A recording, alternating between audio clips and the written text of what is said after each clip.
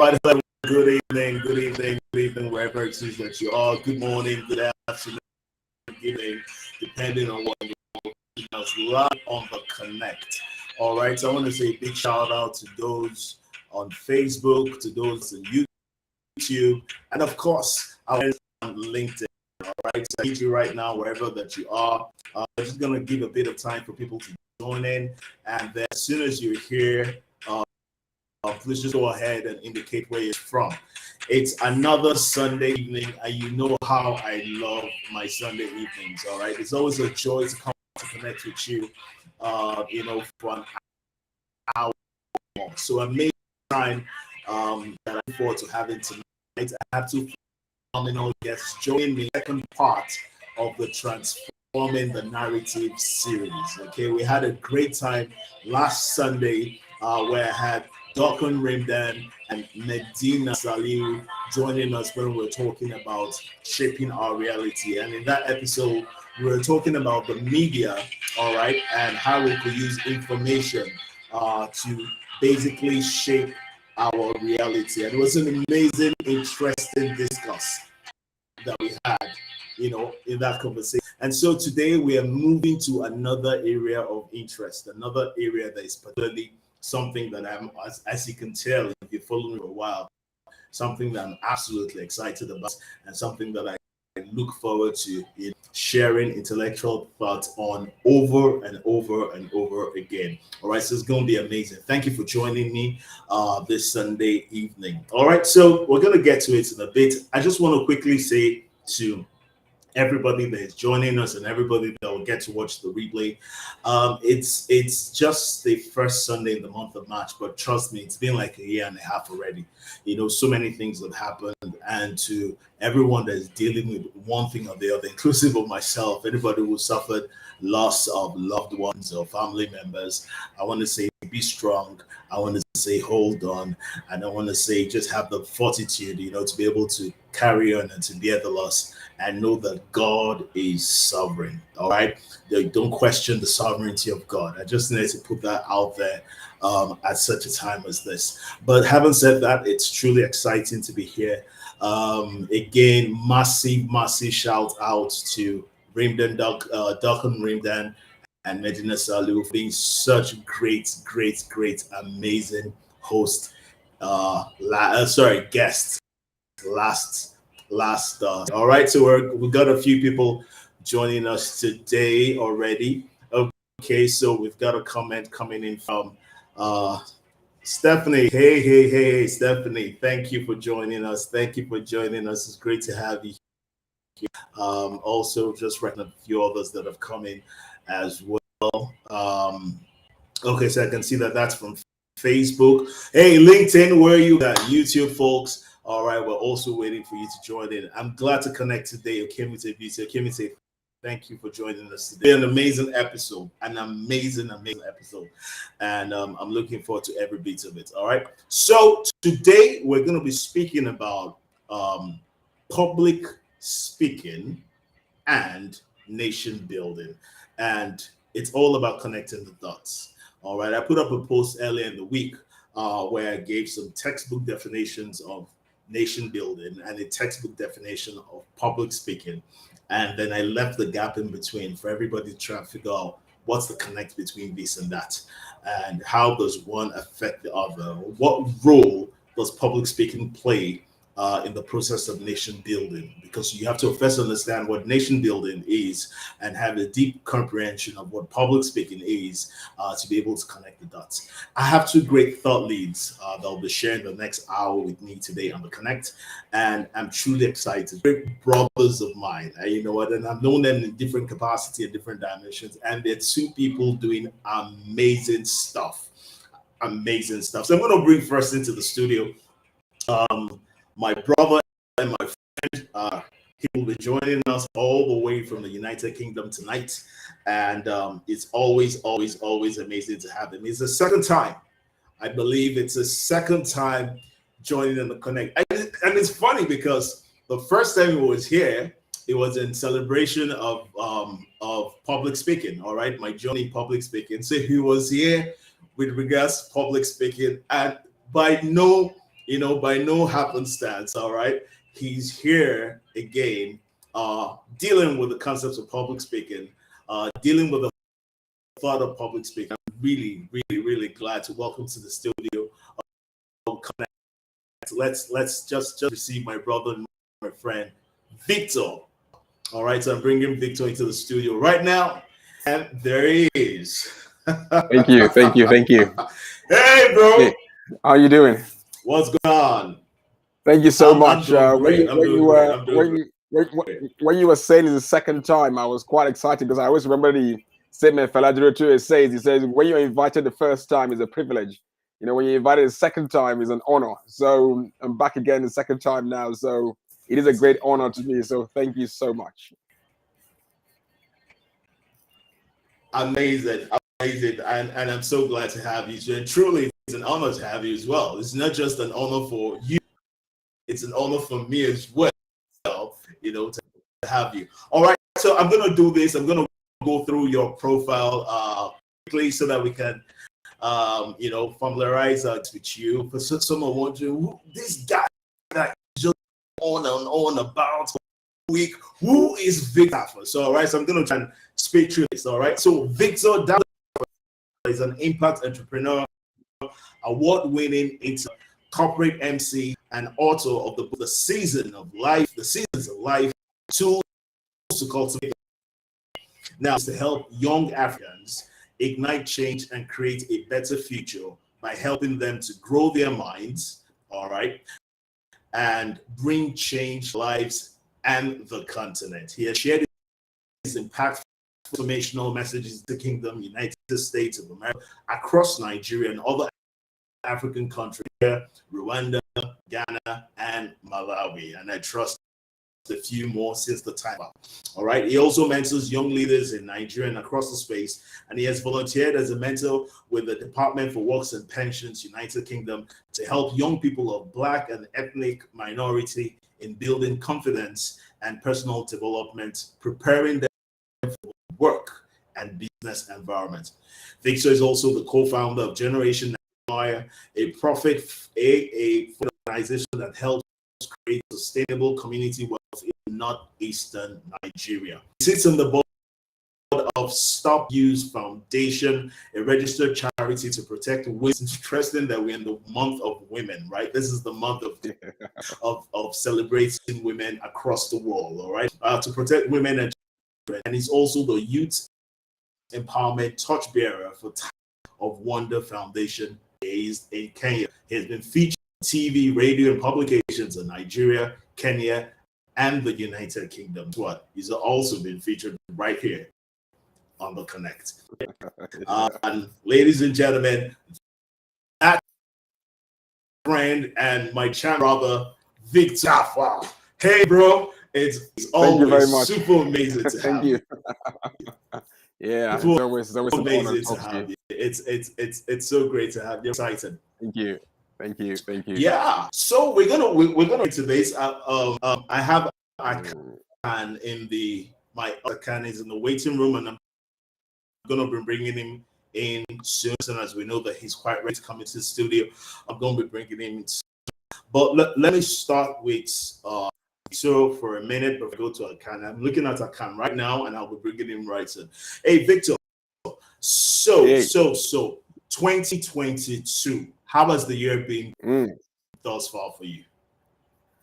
I think 2022 has been a very interesting one, I would say, because I sort of kicked off the year trying to make plans, but it was pretty difficult because I was trying to assess which way the world is going to go. I was trying to read things and trying to see if I can predict what's going to happen. Now, most of the things I do involves traveling, and I think I left quite a lot of things hanging from beginning of 2020, the last time I traveled. And so I've been trying to structure and look at the best way to plan my travel. So it's been one of those interesting ones in which I can say it's been a slow start for me, but I know that once it kicks off, it's going to be one of those ones where, it's going to be like a rocket. It's like a delayed launch. Let's put it that way. But once it takes off, it's going to be explosive. So I've been assessing and making sure I've, crossed the T's and dot the I's and set out the travel plans because I got quite a few places I need to touch because obviously I've not been on a plane for like quite a while now. So yeah, I can say for me it's been a slow start, but I'm not concerned about a slow start because I know that when I launch it's going to be to the moon. Amazing, amazing. And I wish you all the best with that because I know that you have Thank you. more than enough capacity to be able to do on that.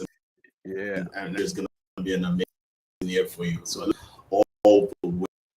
All right, so I'm going to look into my way to see that AKAN is ready for me. So I'm going to bring a guest for today and get this conversation going on. Guys, I really can't wait. So this is time wherever you are, share this video, right? Invite as many people as you can to join in.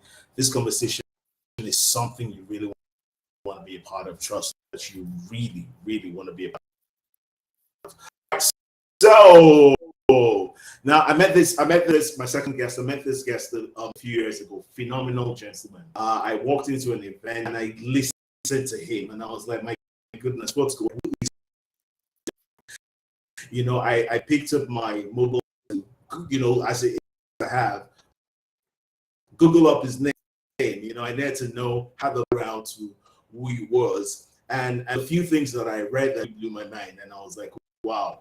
And over the years that I've spent quite a bit of time with someone that I've interacted with, someone I've seen do the stuff that he does, I'll be reading his profile out. But first of all, you know, as usual practice, it's time to bring him into the studio. Ladies and gentlemen, AKAN David. I'm going to have AKAN join us. AKAN, are you ready? Okay, so I think that's AKAN in now. All right. Okay. Good to be here. So, okay, though, there you go. Awesome. AKAN David, or Ambassador AKAN David, as you are rightly, called. All right. So let me read a bit of your profile, AKAN, and this is by no means even what I know of you. So I'm just going to do a brief and then we'll get into it. So AKAN David was born a little less than 3 decades ago. He's what you will call a free-spirited Nigerian with high affinity for knowledge and learning. The guy is a maven. He's a voracious consumer of knowledge. Trust me. He hails from Akwa Ibom State, Nigeria, and holds a bachelor's degree in zoology from the University of Uyo. He's a public and a revered, not just a seasoned, a revered master of season. Also, and a lead of enthusiastic public speakers as the president of the Speakers Network of Nigeria, which I appointed myself as patron. All right, he's a professor Christian, and AKAN is a phenomenal guy. It's great to have you here. And AKAN is host a phenomenal event in a few days from now, just about 6 days from now, and I'm privileged to be one of the privileged of his events before to be one of his guest speakers. AKAN, great to have you for the first time on the Connect. How you doing? Thank you very much, AU. Good to see you, David TARFA. It's such an amazing evening for me over here. Like Dave would say, it's a privilege because it's my first time, and maybe if I come around again, it will be an honor. So good to be here, and I welcome all of our viewers on this show, and I thank you very much, AU, for having us. Thank you so much. It's exciting for me. Thank you very much. Yeah. Have both Usoroh and AKAN, this evening. So we're gonna get straight to it. So I started series. This is the second episode of the Connect 2022, and I started off with a series called Transforming Team. And the idea behind this series is to be able to have a second look at some of the things that drive us, the things that are usually behind the scenes, but which end up in the actions that we take, the things our mindsets, the things that push us to action. And so my very simple belief that if we're able to critique and examine and improve and drive the things that shape our thoughts and our mentality, that shape our perspectives, then we will not really be bothered about what the kind of the kind of actions that we'll take, because it will simply be a natural process or a natural progress from the kind of mentality and the thoughts that we have. The first episode, as I said earlier, had to do with media information and the power of influence and how it affects our thinking, how it affects our outlook, and ultimately it affects our acts. This episode is one I'm extremely and especially excited about, because that's speaking, and so you've got public speaking and then you've got nation building. So I'm going to start with and just just share with us from your heart the first thing that came to your mind, when I told you what to talk about today with respect to what your understanding of nation building is, and then of course how you think has a role in nation building. So Victor, over to you. Yeah, thank you very much. And AKAN, it's great to meet you. And I look forward to I'm not sure whether your event is online or physical, but one way or another, I'm sure we'll connect at some point, maybe when I'm in Lagos or when I've not been to Uyo before, actually. So I think, yeah, most likely maybe when I'm out there sometime. So it's a pleasure. And once again, thanks everyone for joining us today. You should be in Uyo really soon. Yeah. All right. You. So I want to welcome everyone who's joined us too. Who's been watching Beauty. Thank you so much for joining us. And let me see if there's anybody else there. I can see Chingwei. Thank you so much too. I'm sure there's others on LinkedIn and the other networks on other platforms too. But I'll go straight into the question I've been asked. AU, I think for me, nation building, I think mainly is about our attitudes, towards the nation, because I believe very largely, someone who has never been to Nigeria before, the impression they're going to have of Nigeria is the people they actually meet. Because who really makes the nation is the people that actually make the nation itself. So I believe that nation building for me is always the case whereby I'm proud to say I am Nigerian. I'm proud to act appropriately in a way that someone looks at me and sees the real example of a Nigerian. I always love to give the question of, to give the story of when I was in Abuja when I traveled out there for my wedding in 2008. And while I was getting ready, like when you preparing for a wedding is normally very, very crazy. Things always have a way of going wrong. So I was running up and down, helter-skelter, trying to put things together because I only arrived in Nigeria 10 days to the wedding date itself. So in as much as my family had done most of the stuff, I was trying to tidy up whatever was left. And then I get a phone call telling me that my landlord then was actually at the airport in Abuja. And I was thinking, no, it's not possible. They're like, yeah, they landed this morning. And then luckily, they for some reason, they didn't tell me. I knew they were coming, but he never confirmed it because I thought he was joking.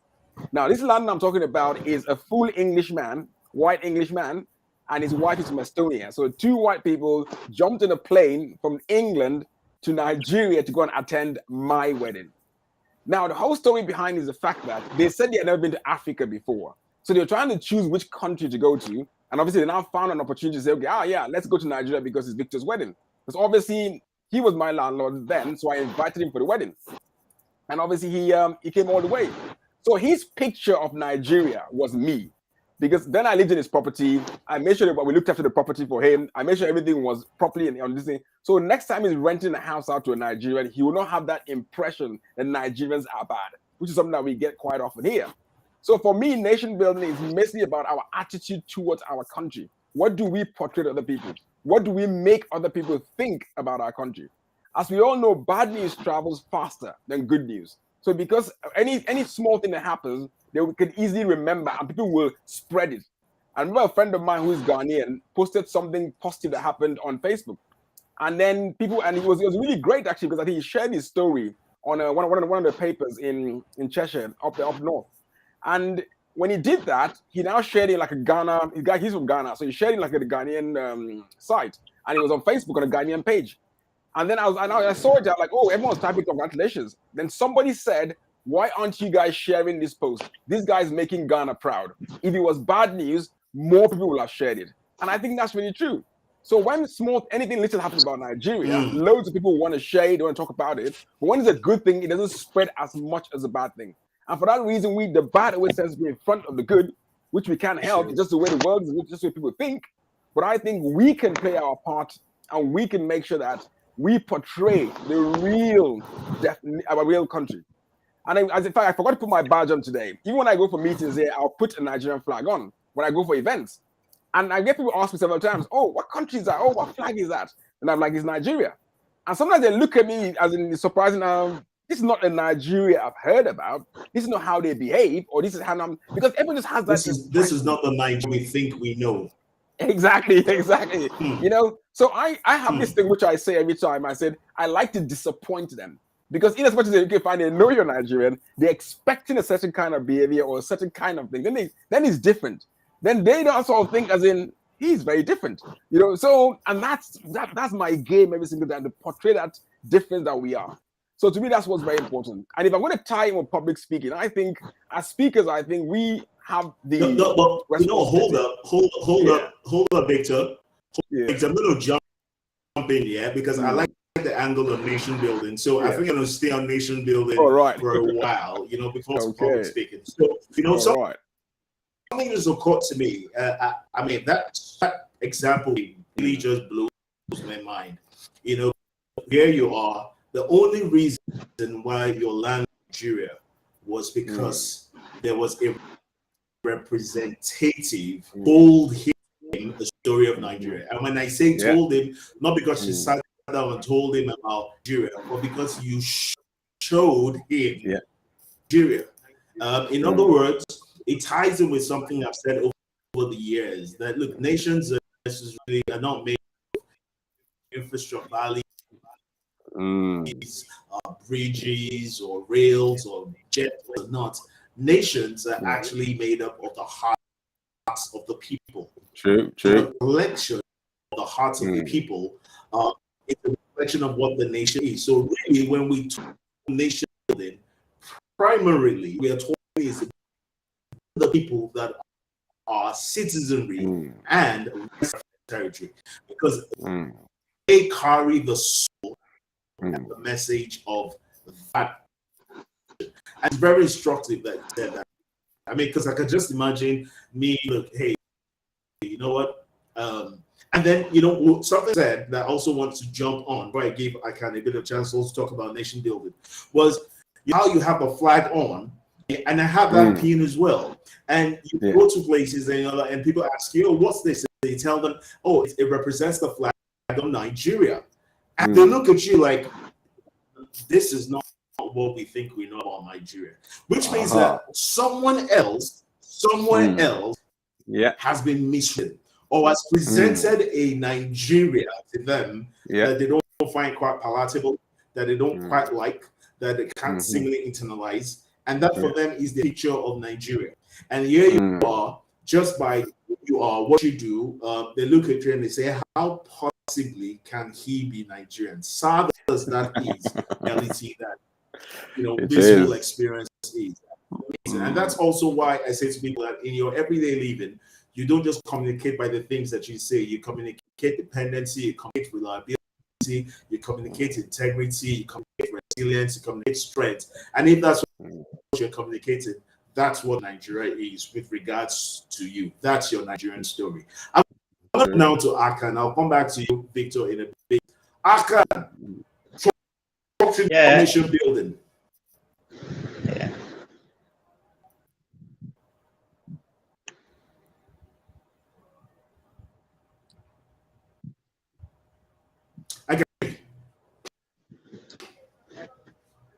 Hey, I can hear you.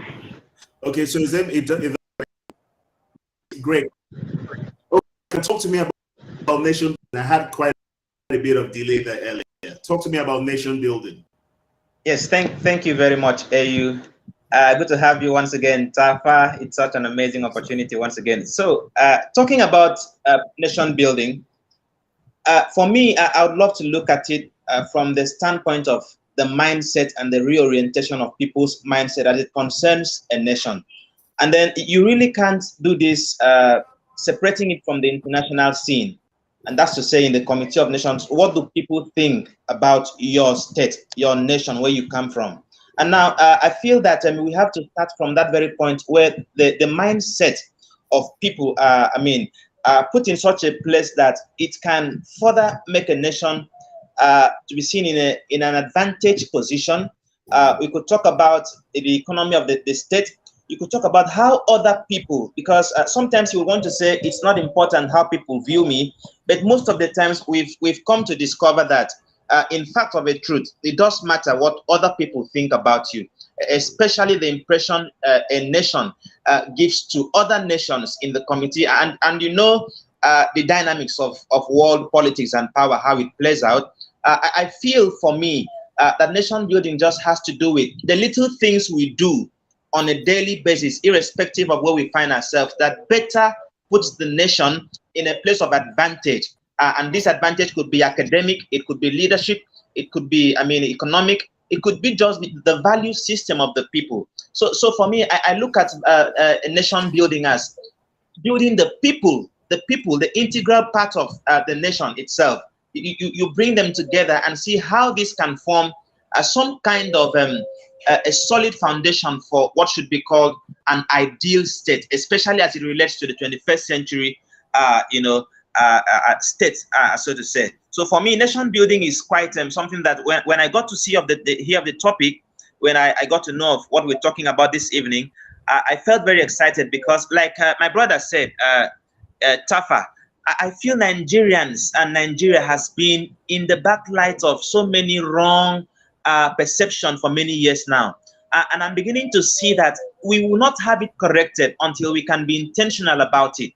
We have to be intentional about it. It's not just that, because I've had a lot of people, relatives who went, across this state, and then they suffered very demeaning, dehumanizing scenarios in different.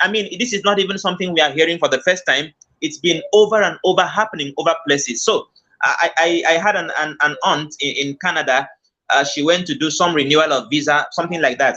He said the white man there at the embassy said to her, it's the first time that they don't recognize Nigeria as an English-speaking state. And I'm wondering what kind of whether so it goes a long way to show how the people outside the international world, view us as a people. So it's such a broad thing. It cuts across all sections. In fact, it's such a broad thing that I feel that as we begin to get into the aspects of public speaking as it concerns nation building, I'll have the privilege of sharing more light about what I feel about this personally. Thank you very much, AU. Yeah, one of the things that we all agree on seemingly is, look, it has to do with the people that make the nation. Something that I would like to bring in. Okay, someone says our attitude is the interpretation we give to people about our country. In many regards, absolutely. But can I also just do something up? Because as I was listening to both of you gentlemen, something crossed my mind. So people have a negative perception, and it ties into something Victor said earlier. People have a negative perception of the nation Nigeria, for instance. But the impression that they have, is it necessarily wrong? Even that people do certain things, is it that those things have not been done? My answer will be yes, those things have been done. But like Victor also alluded to, I think one of the greatest challenges that we have in this time and era is that not enough is said about the right things. Not enough is said about the good things. Not enough is reflected and communicated with the good things. So where are the true Nigerians, if you will ask, if I could put it like that? Where are the good standing, upstanding Nigerians? Where are the people that don't wait or break laws? Where are the people that have respect and believe in equity, justice? Where are the people that have integrity? Where are they? Where are they? Because if someone has a wrong perception of a nation, it's because those he has interacted with, all right, have given him such an impression. It's not like the guy from Scotland or the guy from Sugarland, Texas, just went and manufactured the perception of Nigeria. Okay, he might have heard it from someone, but wherever the ultimate source was, it wasn't like it was manufactured. It was because, look, that's the experience that he has. He's speaking to his experience, all right? So much as we cry foul over Nigeria has such a bad report, I'm not saying that I'm entirely right. This is just my own view. Much as we cry over Nigeria has such a bad report, what are we doing about, just as Victor did for his landlord, what more can we do to, put the good stories out there? more can we do to ensure that the more people that are out there, they stand as ambassadors, as representatives of the ideal Nigeria? Victor, what's that? I think you're totally right, and we will ask the question: where are the good people? Why is that not being put out there as much as everything else? But one thing I believe too also is most of the things that we see in this life generally is not is not the reality. Because I believe to a very strong extent, a lot of people who talk about Nigeria have never had any interaction with Nigerians. You see, there's a video I know that has gone viral. I think it was from a movie anyway, but for me, I believe is a reality, because America is classified as one of the as one of the greatest countries in the world. In fact, they run themselves as the greatest country in the world. But the reality is they're not. You see, because I might in the movie, I can't remember what movie it was, but there was a part where the girl asked a guy who was like an interview on a panel on stage. I said to him, "Why do you think America is the greatest country in the world?" Then he said it's not. Then he listed all the things that were wrong with America. Now, America has a good way of shouting out loud. And I think that's our problem. You see, so we as Nigerians, in as much as we're very loud and we can shout, we are not good at shouting out the good things that we are actually doing. And I think, to me, I think that's where the problem starts from. Now, I live in the UK. I have a lot of friends who are Nigerians. I have most of my classes in secondary school when I schooled in Lagos, they all live here. There's even about 3-4 that live just around where I live here now. You see, and we meet up every single time. Everybody is doing his best in this country. None of them is into fraud. None of them is into anything dodgy. But you wonder, okay, fine. So that means I can say out of all Nigerians I know, which I know a very good number in this country, I don't know anyone that is into all these things. So the question is it just because my circle is the right circle, or do these things actually exist? Yes, they exist, which is the truth. And every country has a bad egg. Every city has an area in which when you go, people will say to you, don't go that area. Like if I go to Lagos now, people say to me, don't go there at night or don't go here at night. It's the same thing as everywhere else. Even in London, there's some areas that say to you, don't walk through at night. I've had the privilege of traveling around several countries in Europe. And I was telling my wife the other day when I went to Brussels with my wife, and I was telling my wife, I said, look at Brussels. I said, for me personally, the only difference between Brussels, which is the capital of Belgium, and Abuja is the fact that they had constant power supply and they had amenities that work. That was the only difference. But generally, when I looked at it, I said, come on, look at all the dirt here now. Look at the people. I said, the only thing is they just made us think, okay, fine. We are, and we began to think that same way. But why can't we say we are the greatest country in the world too? And like the same way Nigeria calls it the giant of Africa. And nobody can dispute that because, well, Ghanaians might watch this or Kenyans might watch this and they may be, sorry guys, I'm not trying to upset you guys. But, so you see, in as much as you look at Nigeria now, exactly, in as much as you look at Nigeria now, we might not exactly be acting like the giants. Because I'm looking at Ghana, who is our neighbors now. I'm seeing what they do, and I'm saying to myself, I love what I'm seeing in Ghana. You see, sometimes I even think to myself, maybe I want a Ghanaian passport. But you see, but Ghana too recently has got very good at shouting from the, all the things they have at Christmas when they invite all the guys from America to come down for it. I even got invites for those ones, and I wasn't tempted. But I thought to myself, why would I really be traveling to Ghana for Christmas? I was like, I felt it was an insult to Nigeria for me to be doing that. You see, but I said to myself, I said to my wife, I said, this is something that is very clever. So for me, generally, I think we are not shouting out the good ones as much as we should. And I said to you, in such as human nature, that we're very good at sharing bad news. But I believe us as a nation can do better by shouting from the top, saying, look, this is how good we are. And this is how good we can be. In as much as forget all our differences, forget all the troubles we're going through now, forget all, because personally, I'm not someone that discusses Nigerian leadership or stuff like that. My focus is responsibility. What can we do as the people? You see, and that's where I come fire on. What can we do as the people of the country? Because if we can't be shouting leaders. 2023 is around the corner. We all have a choice. We can sit in our houses, or we can chat online, or we can go and do something about leadership. But for now, we have an opportunity to do that. So by May 29, 2023, we'll see which direction we decide what we chose to do. So that's why I don't get involved in all that conversation. My show is always like, we as citizens, what responsibilities are we taking? To make sure that our nation too is seen as the greatest nation in the world. That's the question. Awesome. I like where you came from. I'm going to go to AKAN now. Shift gears now. I'm going to get into public speaking, right? So AKAN, the same thoughts on Victor just responded to how exactly we're communicating, and I want you to take it from public speaking. I want you to connect the dots between between public speaking and nation building? AKAN.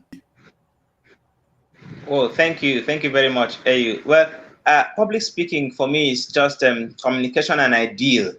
Of an ideal, maybe it could be to a virtual audience, it could be to a physical audience, and it has either the duty of educating, could be entertaining. Now, whatever the purpose is, it has to fulfill that purpose. Now, talking about public speaking and nation building, I've come to discover that over time, public speaking communications has shaped civilizations, has shaped countries.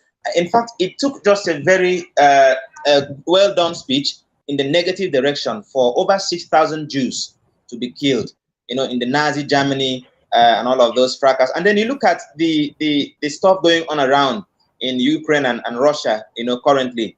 Now, could it be, there are many narratives to it, but could it be that this could just have been some break of communication somewhere, or maybe inadequate communication between the two leaders of state?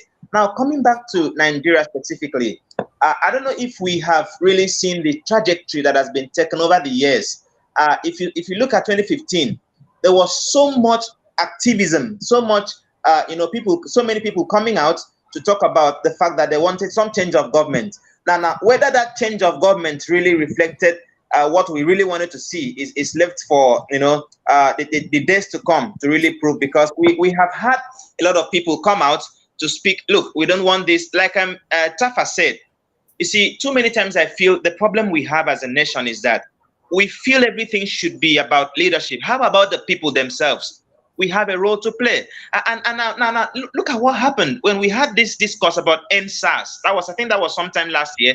That was about the first time I knew that the Nigerian government could be afraid, so to say, in quotes, afraid of the populace, the youth, because it was so massive, it was so terrific.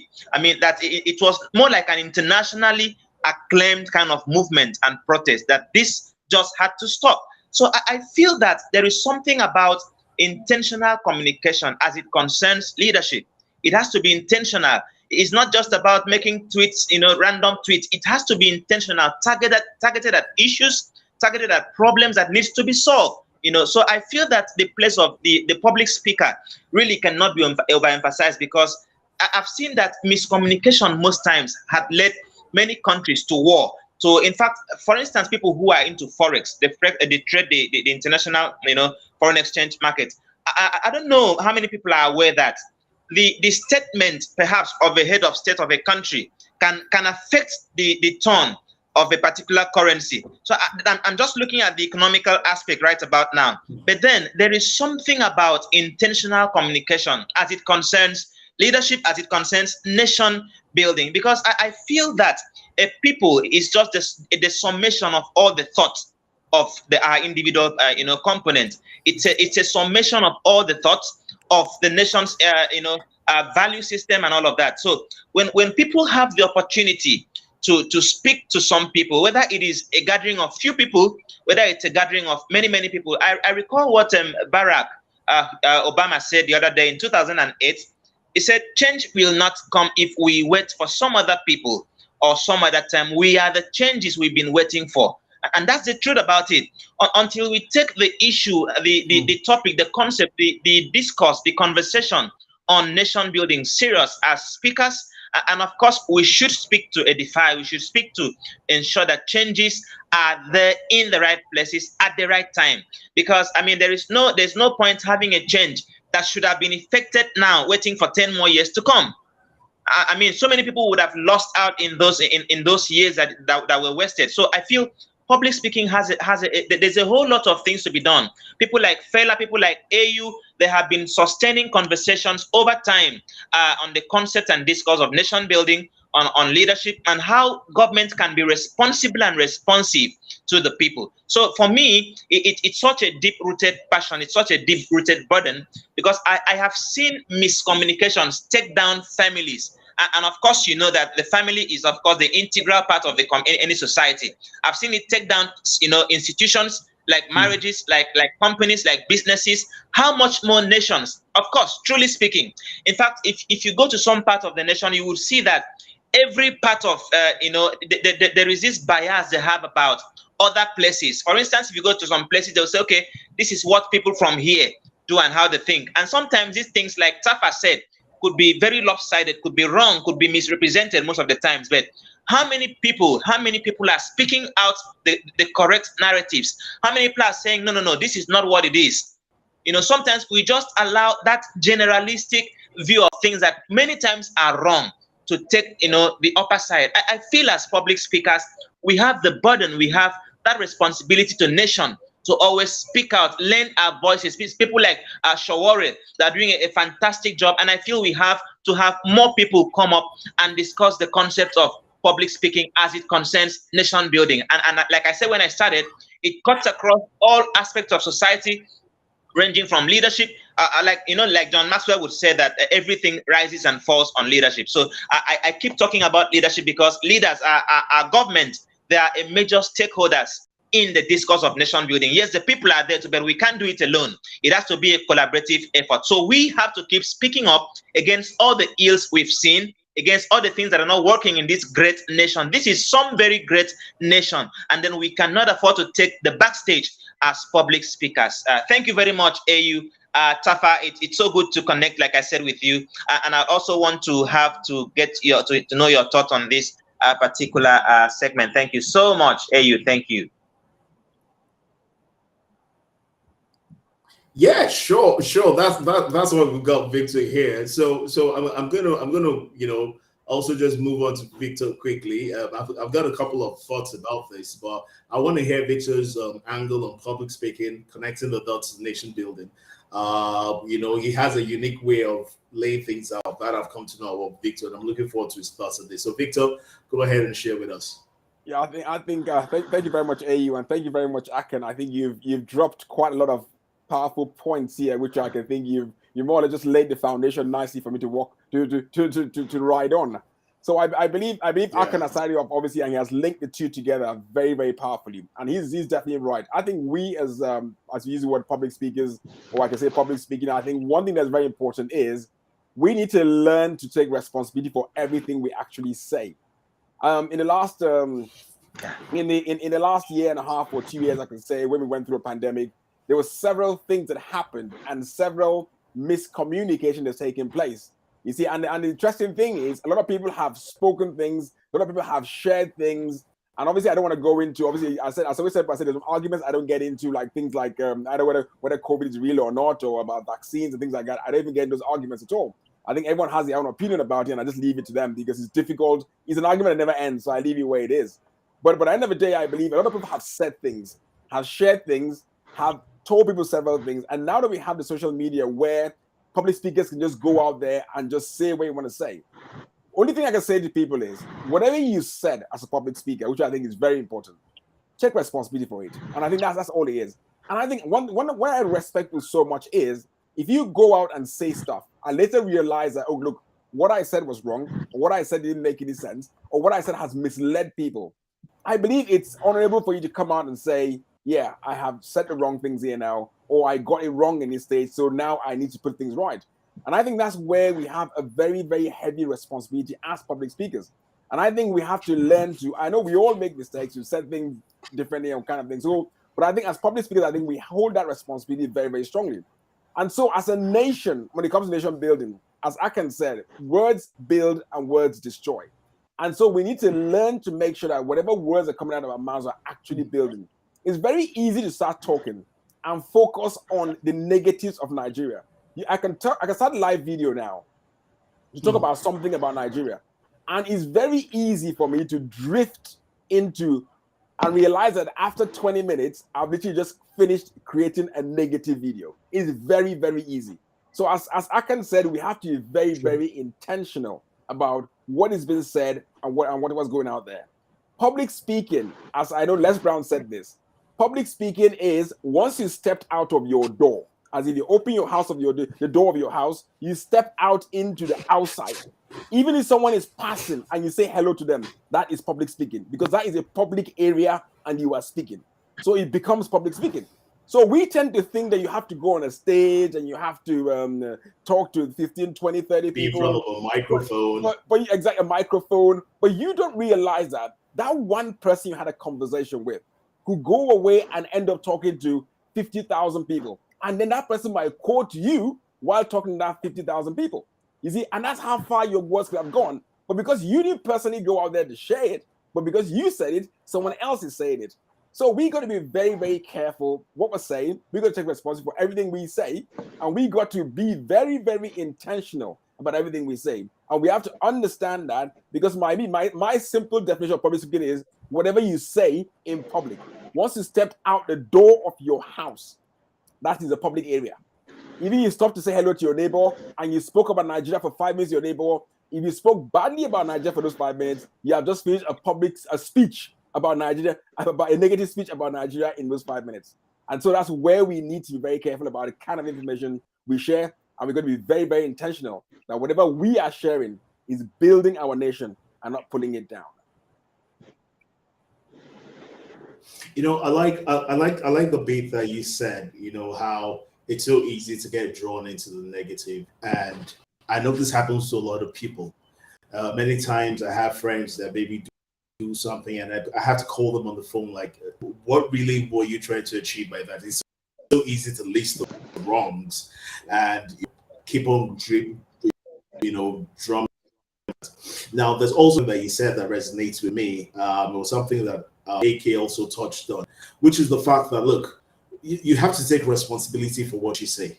You know, the way I usually say, look, if you have a message for the world, then you better pay attention to how and what that message is, how it is delivered, to whom it is delivered, and what that message itself is. Because in this time and era where we tend to have different shades of liberalism and we feel free to do everything, we're empowered to be able to do just about anything. I say to people, Victor and AKAN, I say to people all the time, it's okay to believe and to say whatever it is that you want to say, but be responsible enough to say the right thing. And the right thing is what you have researched enough that you've become somewhat to some certain level an authority in, and it is designed to build. The key here is there should be intentionality to build. So therefore, if it means that there's intentionality to build, then anything that will not build should not be put out there. Now, you can address a negative if the intention is to build. Because I'm also trying to put this in context. You can address a negative issue. You can lay out facts about all the things that are going wrong. But I say to people all the time, there's no point, and this is everybody out there, there's no point laying out all the things that are wrong if you are not responsible enough to proffer a solution to them. Yeah. And that's one of the things I like. And so when we have people that communicate and speaking, and I like the definition you gave. Jimmy Tewe said, anytime you're speaking in public area, Victor just said it as well. Anytime you're out of the confines of your two by two and you're speaking to someone, you are forming information to them.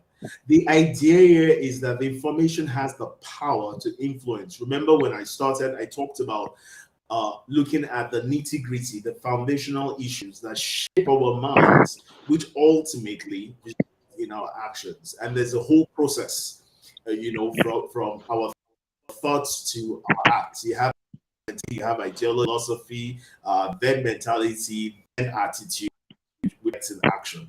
All right. Now, if we go all that whole 9 yards, you will see that there's the main thing there that happens. The core process that happens is influence.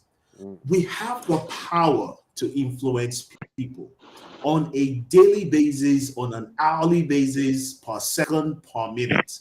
And everybody that we influence, we have responsibility for what ultimately they do. Because once that in one way or the other have planted the seed, either plant seeds of greatness in people, or you can plant seeds of destruction in people. That's why people need to understand that in many ways, they are either building a nation or contributing, being an integral part to the destruction of that nation. Because when you have the understanding, as we alluded to earlier, that nations are not bridges, roads, roundabouts, fountains, zoos, or all sorts of stuff. Nations are not budgets, universities, polytechnics, or whatever. Nations are the people and their collective soul. Nations are the attitude, the mindset, the view, and the perspective. Nations are the vision that is ubiquitous to the people that inhabit a geographical territory. And if that is true, and my friends, that is true, then it therefore means that anything that influences the mindsets of that people to take an action, or many cases an inaction, and guys, let me talk about inaction for just a little while.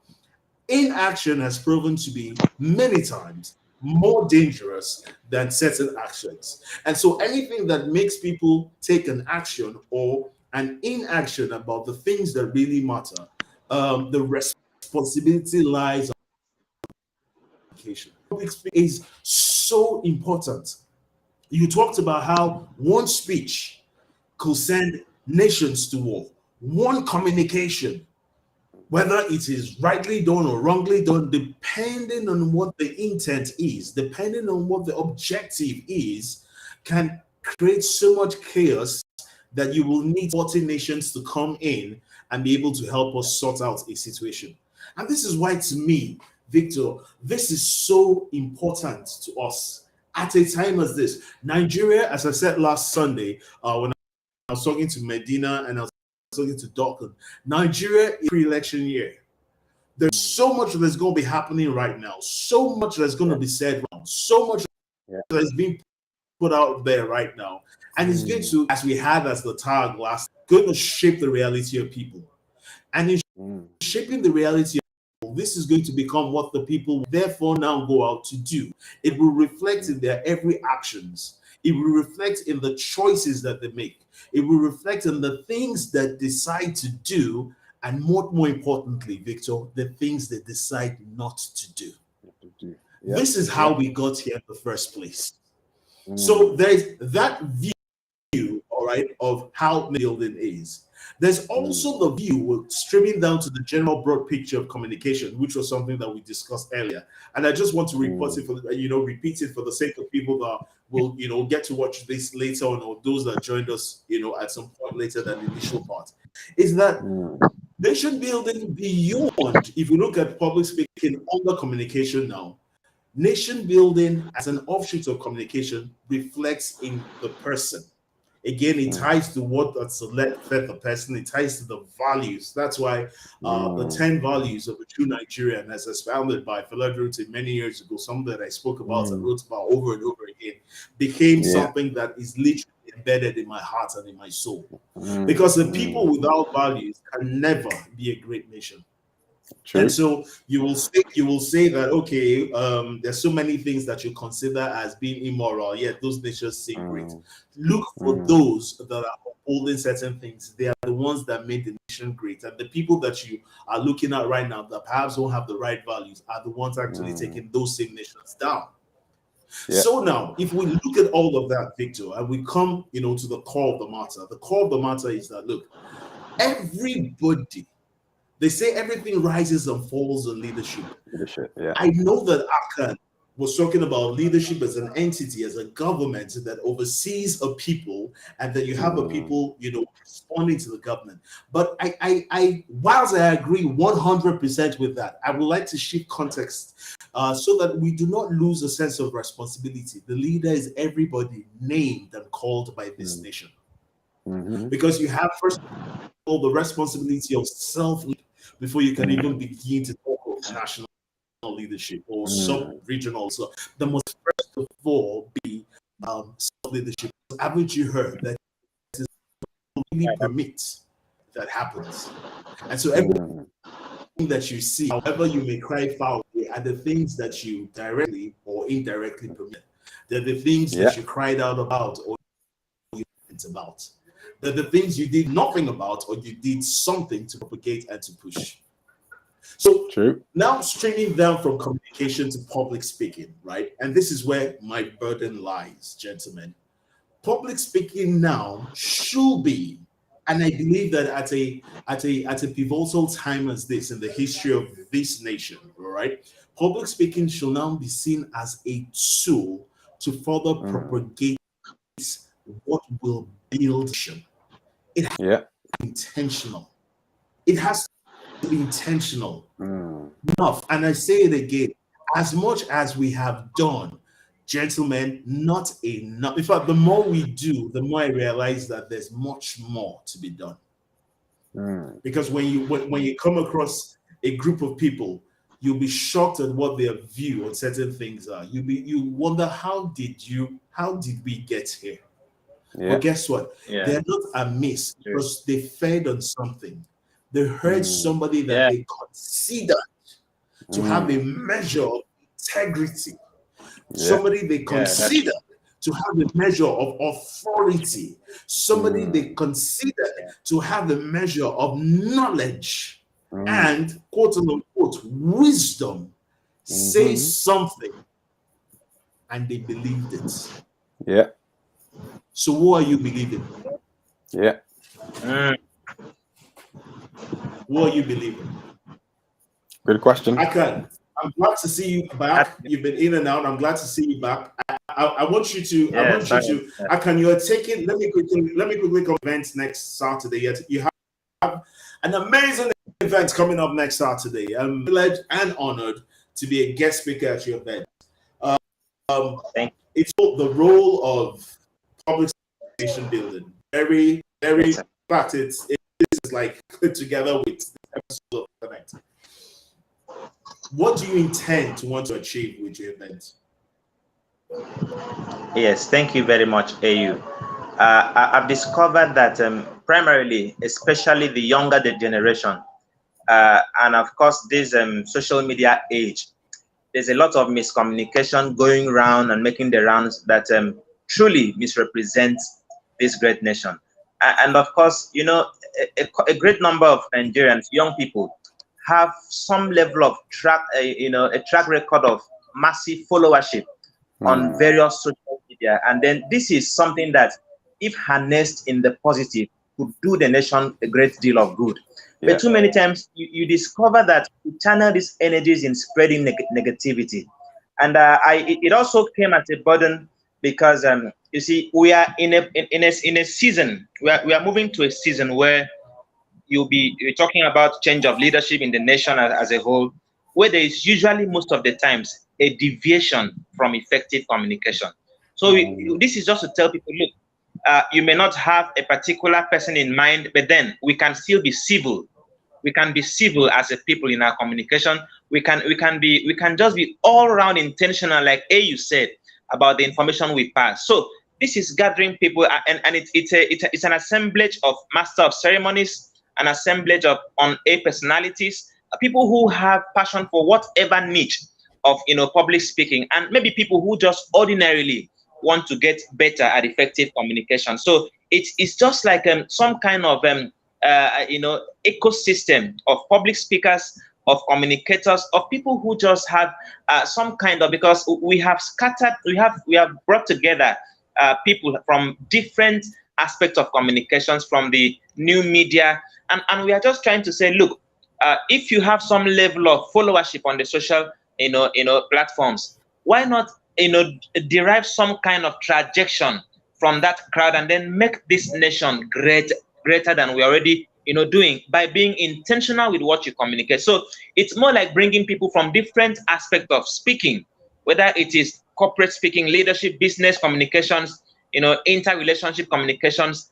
This is the idea of the speakers network. How can we make people communicate better from the level of personal, because you have to first of all have the right information as a speaker. Like, without the right information, of course you'll be misinforming people, and sometimes you do it with so much pride, and people think you are saying something very correct, and you see that arrogance you do it with, it's amazing. So we just want people to first of all get the right information, because it is more like garbage in, garbage out. It's the stuff you fit, you stuff yourself with, that you take out to people. And sometimes if you are someone who has some level of command, some followership, people will ordinarily at just one snap of the finger, assume that whatever you are saying is correct. And most times, I see that most Nigerians take things, and I say this with a sense of responsibility, take things hook, line, and sinker without having to sift it, especially if they have some level of emotional attachment to that person, some level of love for that person. They just take everything hook, line, and sinker. So it's for us to gather and just say, hey, this nation depends on you as a public speaker. You just can't afford to say anything because you have a platform. You just can't afford to say anything because you are listened to, you have followership. You just can't afford to say anything because you have people who look up to you. That looking up to you should be an advantage and not to the disadvantage of the state. So this is the whole idea about why we are gathering this summit. I mean, a lot has been put into it, and we believe that Saturday will be a great outing for all of us. Thank you so much, AU. Thank you for sharing thoughts on this. Thank you. Well, amazing. I just want to tell you how proud I am for you to put such an event of large magnitude. I have an idea of how it's going to be. Again, like I said, I'm going to be there, by the weekend, and to share my thoughts along with other illustrious speakers that you have. And amazing stuff. And I wish we had more of such, as a time as it. But I have a trivia for both of you. All right, there's a quick one before we go on. We're wrapping up soon, but we always just have a trivia. We always just have that trick question that I like to draw, right? Okay. So Victor is smiling because he has an idea. He's been on the hot seat on this before. Akan is wondering, well, this was not part of the briefing like us. Well, that's the way it works. Okay, so I'm going to start with Victor. Then I'll come to Akan. Same question to both of you. If you were the communications director or the campaign manager for any political aspirants or anybody running for the office, whether governor, whether president, what will be 3 things that you will tell them that they must adhere to? 3 things. I don't know, whatever it is, 3 things that you want them to adhere to deliver a good campaign and a good run. Victor. Well, I've never really been into politics before, and so so it might be a tough game trying to work out what are the 3 things they must adhere to. I think for me, having strong values, I believe, is very, very important. Having strong values. Secondly, I believe they need to have a heart for the people. So whichever way they communicate, it must always be about the people. So you must have a heart for the people. You have to really care about the people from your communication. It should never be about the individual. It must always be about what you're going to deliver for and to the people. And if I look at the third one, I'll say is just for do it not for self, but for the love of nation. Because I believe to a very large extent, one thing I know for real is if we can build Nigeria to be the country it is, you don't have to worry about nothing. Everything else will flow. I think everything else will flow as standard. So it's important. So those are 3 things I think I'll think about. But most importantly, just having that care, the heart, the love for the people. Do it all for the people. Awesome. Amazing. All right, so I'm going to throw the same thing to you, the same question to you. Let me have your thoughts on that. Yeah, thank you very much. Although, like TARFA said, I've not really been a partisan participant in policy, but I'll just look at it from the aspect of, I'll just give a generalized view of it. Now, I've noticed that most of the time, the campaigns really are usually inundated with so much attacks on persons. So I would say, first of all, let it be on ideological concept. Let it be on ideas, not on the persons involved. That's one. Then 2, I find out in a very saddening way, because I just see that so many times you see a cross-pollination of people from one political party to another without much differences in values. The second thing I'd love to say is this: can we be more value-driven? Yes, in our campaigns and our political discourse. And then the third thing I'd love to say is this: let it be based on love for nation and then sincerity. Whatever we are saying as leaders or aspiring leaders, it just has to be the truth. The truth, because we have had too many promises in the past that most of the times you look at them, you x-ray them, they don't really hold much water. So let it be nothing but the truth, and then should be on ideas, and then it should be a value-driven kind of campaign. Thank you very much. Now that's had 3 and I have 3 PowerPoints for my. But guess what, guys? All these PowerPoints, and we put it together, not for those running for office, and we put this as the things by which we live. How do you think if you decided that at every point in time you will lessen attacks on people, value, and you seek to deliver this in your going about your businesses in your existence, how do you think that will be? You spoke the things that were true with the aim to build. What do you think the nation will be like? If you were if you had ideals and an ideology truly stood by, and so that when you speak, people understand that these are things that drive you, and not just for the sake of office, or for the sake of power, or the sake of just existing among citizenry or inhabitants of a geographical space. What do you think the nation will be? The nation is in the heart of everyone. And guys, this is just it. Every single thing that you said is brilliant. I've been blessed to be consultants to at least 3 people that have run for office. And the truth of the matter is that this is just it. This is it. But for me, I've also come to realize over time that the same thing that we think is applicable to a small set of people that are supposed to show up and magically point us in the right direction or lead in the right direction is applicable to us. If we had a heart for people, how will we the message to them? If we have a heart for the space that we're in, ensuring that everybody has access to justice and equity, and everybody can be heard, and we seek to ensure that everybody around us has a chance, a shot at being the best version of themselves, what will you do differently? If you have a chance, an opportunity, and guess what, guys? You do have a chance and you do have the opportunity to be able to ensure that the things you say and the things that you put out there are things that edify and are things that strengthen us, that raise us up. That whilst we may have a reflection of where we are, we have our eyes fastened on the hope of tomorrow. What do you think the future will be like? If it was true that these were the things, if it had so happened that these things were done 10 years after, which is the present time that we live in, what do you think it will be shaped like? Guys, this is the truth. This is what just this is why I'm sold out on this. This is why I'm extremely excited about conversations as this, and more true than having conversations as this, the impact that it has. Because I get joy when I see emails, people around at airports and in places, and they tell me how the things that they've heard on shows like this, on the Connect and other greats, and some of your Insta lives have been what has guided them, shaped their thoughts, reoriented them, and caused them to be able to act differently. That's how nations are built. And so, like we've all agreed, we have that responsibility. And you know, Victor, as Fela will always have told us, that responsibility is the coinage of 2 words: our ability to respond.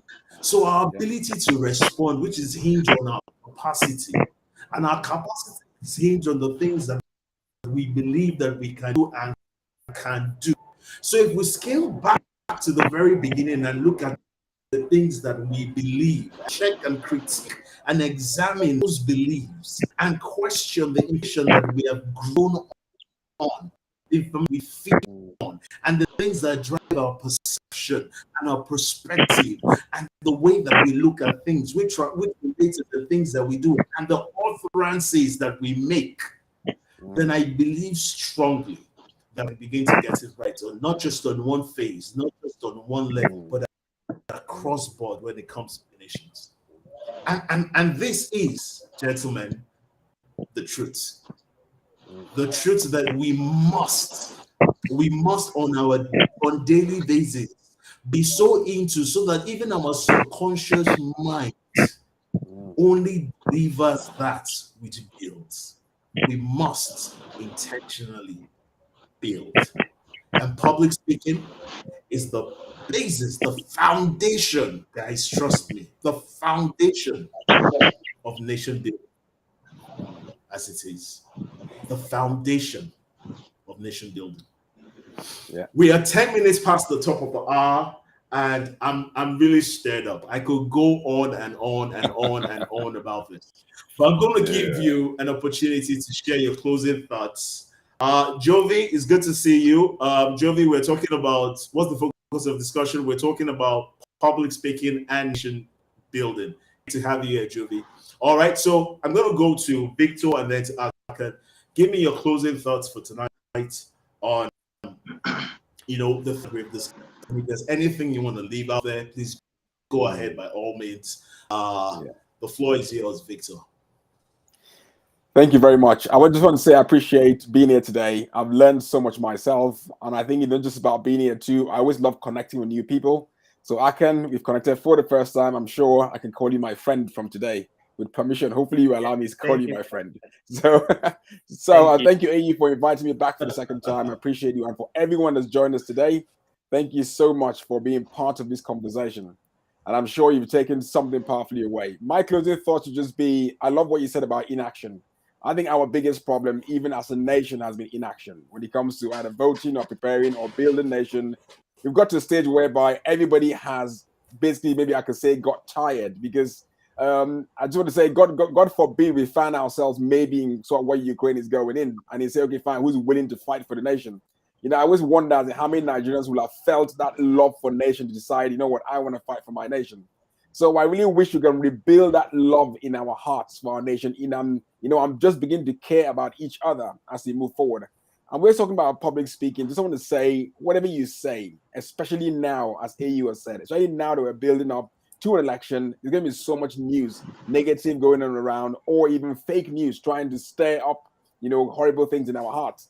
Just make sure that everywhere you take information from, check the credibility of the person who is giving you that information. Check the perspective of that person, as in where are they getting that information from? Check their thought process. How are they processing information in their heads that is leading them to believe the things they're actually telling you? So just check through those things before you believe whatever you are told. Just build yourselves based on that. So let's learn to just love each other, love our nation, and let's spread the right words that are positive, that will build us, even as we build a great nation. So thank you, everybody. Stay blessed, everybody, and we love you all. Thank you so much, Victor. Thank you so much. I'm going to jump over to AKAN. AKAN, your closing thoughts? Thank you very much, AU. Your friends call you AU, but I call you AAU, amazing AU. Thank you so much for having me. And TARFA, thank you. Yes, just on that. In fact, I'd just love to say that whatever we say as public speakers should be intentional, should be truthful, and should be responsible. We should be responsible for the things we say. And at any point where we maybe by omission or commission, we just say what we shouldn't have said, please own up and then make the corrections right there, because it gives that impression that you are responsible as a public speaker and someone that people should trust. The nation is so massive that we just can't leave the narratives for people who are giving us the wrong perspectives, to other people outside the world. So it's such a beautiful thing for us to share thoughts on this AU. I'll just say thank you very much for having me. And TARFA, I hope to connect with you again on very many platforms. Thank you so much. Thank you, AU, for having me. Thank you. Amazing. All right, guys. Thank you so much too. Before I give my final thank yous, I just want to quickly look through the comments, some comments that we've had, and just take a few of them. I will not be able to take everyone, but I'm deeply appreciative of everybody that has been here. So I'm going to take them in no particular order, as I have them here. Okay, I'm waiting for them to come up on the screen. I think quite a bit. I'm waiting for a message. I don't know if they're on my screen. So I'm just going to be reading. Okay, Mita says we must be building our nation. Nigerians are mostly Idara high. Okay, so nation building has to do with the little things we do intentionally to place us in a vantage point internationally. Right. Okay. Let's see that. Okay, Mr. says immediately you step out your door, saying hello to your neighbors is public speaking. You don't need a tutorial first. Absolutely. I did see a comment from let's see now. Okay, let's look at more. Okay, so this is from Stephanie. Hi, Steph. Having the heart for the people is everything, and I believe that strongly, guys. Anything that you do must come from the heart. I've said that many times. It must come from the heart. And so if you're talking to people, have a heart for the people you're talking to. If you're leading the people, have a heart for the people you're leading to. If you're occupying a space with people, have a heart for the people you're occupying space with. Anytime you're doing anything from the heart, the intention will always be good. And then you will now develop the capacity to be able to deliver on your intent. So you have from the heart, you have a vision or intention that you want to be able to do, and then you now build capacity to be able to find the way to be able to connect the dots between your heart and the outcome. All right, so it's very, very clear, very, very good. Have the people out. A couple more comments. Okay, so our attitude is an interpretation we give to people about our country. All right, about our country. Good. All those comments are paraphrases. I like that. People are following in along. Thank you so much. Thank you so much. Maybe one more comment before I. Okay, so this is from Medina. All right, Medina says there should be intentionality built. Hey guys, the things that we say, our words are powerful, and whether we are on the podium or we're just simply relating one to the other with people outside of us, the things we say, we should be mindful of them. Our words are indeed very powerful.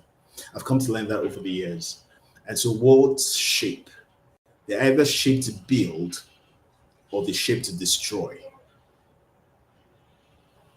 Decide which you want to be responsible for. And either way, you will take the responsibility for it. You will take the responsibility for it. Some of the ways that things are in our nation are an outcome of some of the things that we or people around us or people in power have said, which has translated to action, which is what we can change the narrative. We can change the narrative, but it starts from the heart. If your heart is not in a good place and you don't really desire to see a better nation, to see a better country, and all you want to do is complain, then things will remain the way they are. If you truly want a better nation and you truly see the possibilities of a better nation, then truly commit. That's why I like the ABC. Accept the situation of things. So we're not saying don't recognize that things are bad or things are broken. Accept it. Accept the responsibility also. Believe in yourself enough that you can be at least 1 point of influence. That if you do things right, you can begin to get people around you to do things right. If you say the right things based on what you do right, then people around you can begin to do the right things. And then commit to it, whether it is fashionable or unfashionable, whether it is convenient or not convenient, commit to it. And deliver the nation that you want. Because nations are the best nations are where people want to work, people want to school, people want to receive healthcare, and people want to relax. We can make that nation to have all four. We can make that nation to have all four. We still got some more comments coming in. I'm seeing a lot of I'm seeing a lot of abbreviations here. VTAD, AAU, amazing AU. So I've heard a lot. I've heard phenomenal AU, super AU. So I can brought this tonight. Amazing AU. All right, guys. So much said. It's been a power packed episode tonight. And I sincerely want to thank everybody that joined us tonight.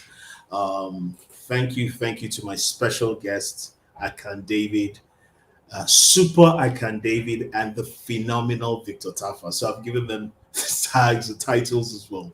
All right, I want to say thank you to them for coming to share their thoughts and their hearts and their space with us. And thank you to each and every one of you that joined. I saw people on LinkedIn. I saw people on Facebook. I've got viewership on YouTube. I was also checking via my device here. Thank you to everyone and to everybody that will join us for this replay. Thank you so much for joining us. It's The Connect next Sunday. It's going to be amazing. I'm going to have Sheun David Onamusi in the house along with other people, a couple of other guests joining us, and we'll be talking about a lot of things next week: mental health, performance, you as a citizen, or a lot of things centered around there. We've got to get it right this year. All right. So big shout out to everybody. Thank you, Joe. Make sure you join us next Sunday. Look out for the flyers on the course of the week. Until we meet again, keep connecting. Good night, everyone. Cheers. Much love. Good night.